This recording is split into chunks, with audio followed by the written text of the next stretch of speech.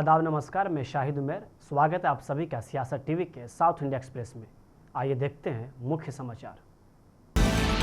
BRS के विधायक T Harish Rao ने आज मुख्यमंत्री रेवंत रेड्डी को पत्र लिखकर तेलंगाना सरकार पर तुंगभद्रा नदी में राज्य के जल अधिकारियों की रक्षा करने में विफल रहने का आरोप लगाया। साथ ही उन्होंने कर्नाटक द्वारा नदी के ऊपरी हिस्से में बनाए जा रहे उन प्रोजेक्ट्स के खिलाफ तुरंत कार्रवाई की मांग की जिन्हें उन्होंने गैर कानूनी बताया। सिद्दीपेट के विधायक ने कड़े शब्दों में लिखे एक पत्र में आरोप लगाया कि कर्नाटक तुंगभद्रा नदी पर 3 पुल सब बैराज बना रहा है। हरीश राव ने चेतावनी दी कि अगर ये ढांचे खासकर कर्नाटक के रायचूर जिले में 85 करोड़ रुपए की लागत से बन रही कुरीदी लिफ्ट इरिगेशन स्कीम पूरे हो गए तो तेलंगाना के किसानों के लिए अहम सिंचाई प्रोजेक्ट राजुलीबांडा डायवर्जन स्कीम यानी RDS में पानी का बहाव बुरी तरह प्रभावित होगा, जिससे पालमोरू के किसानों का हित खतरे में पड़ जाएगा।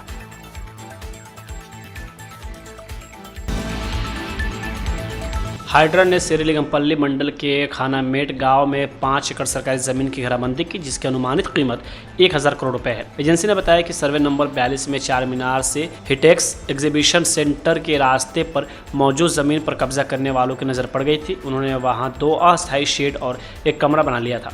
रेवेन्यू अधिकारियों की शिकायत पर कार्रवाई करते हुए हाइड्रा ने अवैध निर्माण हटा दिया और पूरी जमीन की घेराबंदी कर दी। उन्होंने एक बोर्ड भी लगाया जिस पर लिखा था कि यह जमीन सरकारी है।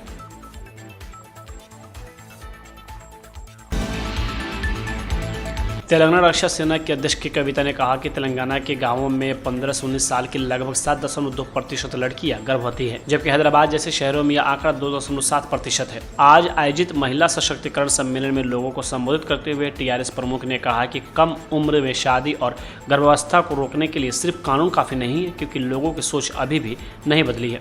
उन्होंने कहा कि हालांकि सरकार बाल विवाह और उसके कारण होने वाले कम उम्र की गर्भावस्था को रोकने की कोशिश कर रही है, लेकिन तेलंगाना में इसकी दर अभी भी 7.2% बनी हुई है।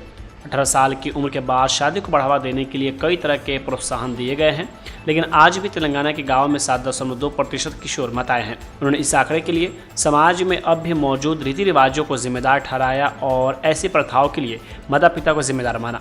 कविता ने कहा, इससे पता चलता है कि यह मामला सिर्फ कानून बनाने से नहीं हल होगा, बल्कि लोगों की सोच में अभी भी काफ़ी बदलाव नहीं आया है।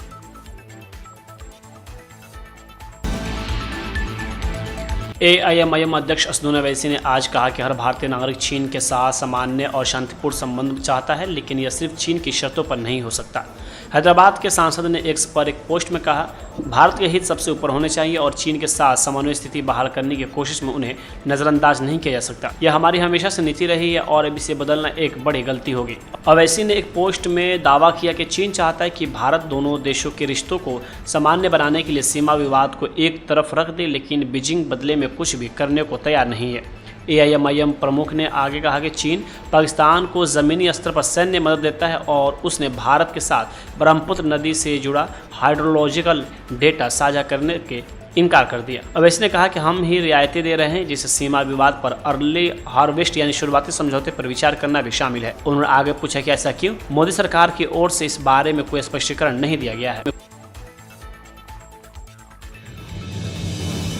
कर्नाटक में कैबिनेट विस्तार पर कर्नाटक के मंत्री सतीश जारकिहोली ने कहा कि यह शायद जुलाई तक हो जाएगा। हाईकमान इस पर फैसला करेगा। मुख्यमंत्री और अध्यक्ष तय करेंगे कि मंत्रालय में कौन कौन शामिल होगा और कौन कौन नहीं। अभी हो जाएगा, जुलाई तक शायद हो जाएगा। हाईकमान उसका निर्माण करेंगे, कभी करना है कब करना है, वेट करेंगे अगले महीने तक। Okay sir. और लक्ष्मण सवदी और लक्ष्मण हेब्बाल्कर सर दोनों आतंक से पता नहीं, वो देखेंगे कौन होता है कौन, वो तो CM अध्यक्ष तय करेंगे कौन बन रहा है मंत्री। वेट करेंगे और 2-3 दिन। हाँ,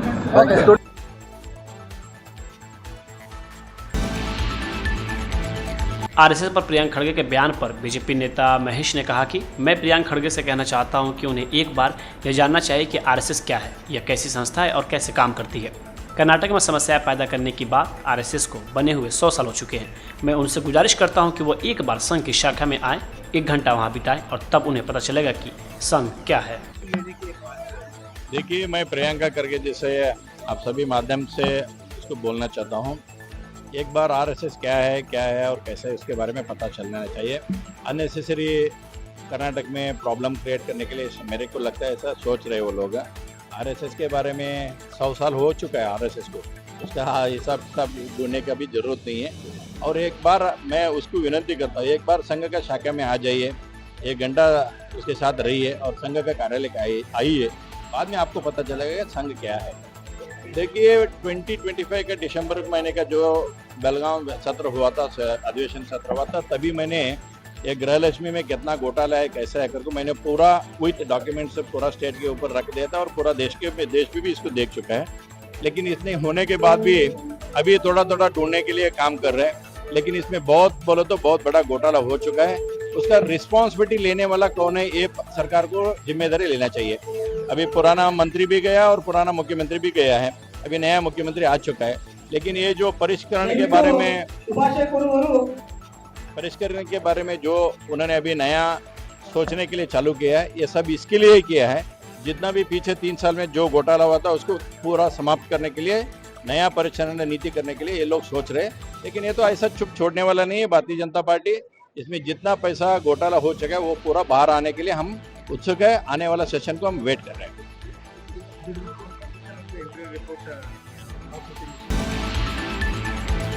मध्य प्रदेश के मुख्यमंत्री मोहन यादव के परिवार पर बड़े पैमाने पर जमीन अधिग्रहण के आरोपों पर कांग्रेस नेता पवन खेड़ा ने कहा कि हम चाहते हैं कि एक समय सीमा के भीतर और सुप्रीम कोर्ट के मौजूदा जज की देखरेख में इसकी जांच हो, ताकि सबको सच का पता चले।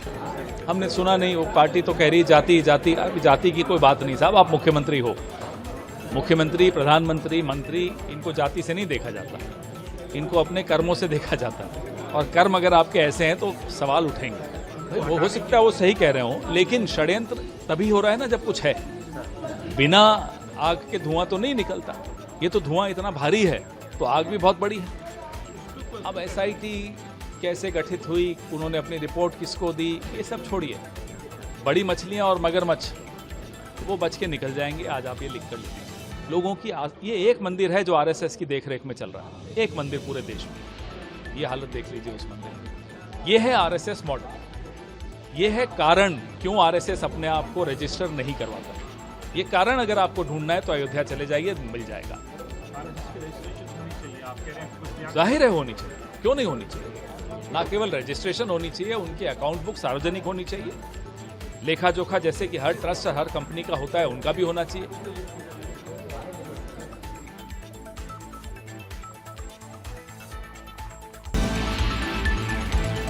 महाराष्ट्र में राज्य कैबिनेट मंत्री नीतीश राणे ने कहा कि यूनिफॉर्म सिविल कोड यानी UCC हमारे संविधान का एक अहम हिस्सा है। संविधान का आर्टिकल 44 में साफ तौर पर UCC का जिक्र है। जो भी नागरिक सच में संविधान में यकीन रखता है वह UCC का विरोध नहीं कर सकता।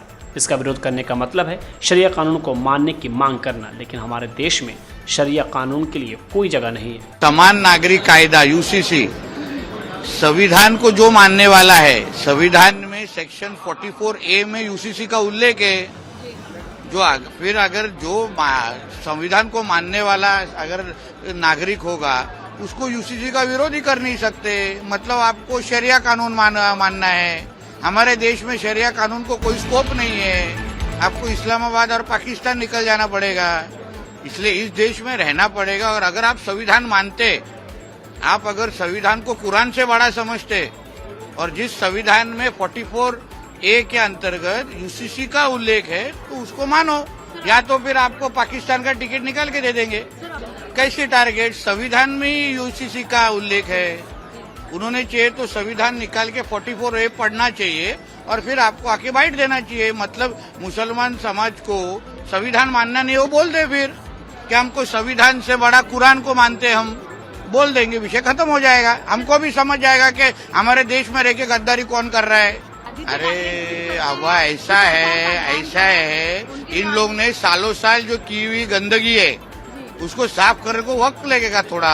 अभी आया हम लोग महापौर, ये सालों साल की गंदगी है तो थोड़ा साफ करने को वक्त दे दीजिए।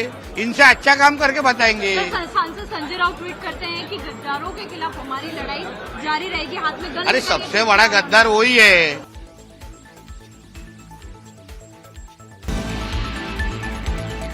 साउथ इंडिया एक्सप्रेस यही होता है समाप्त। मुझे दे अब इजाज़त। बाकी खबरों के लिए बने रहें सियासत TV के साथ।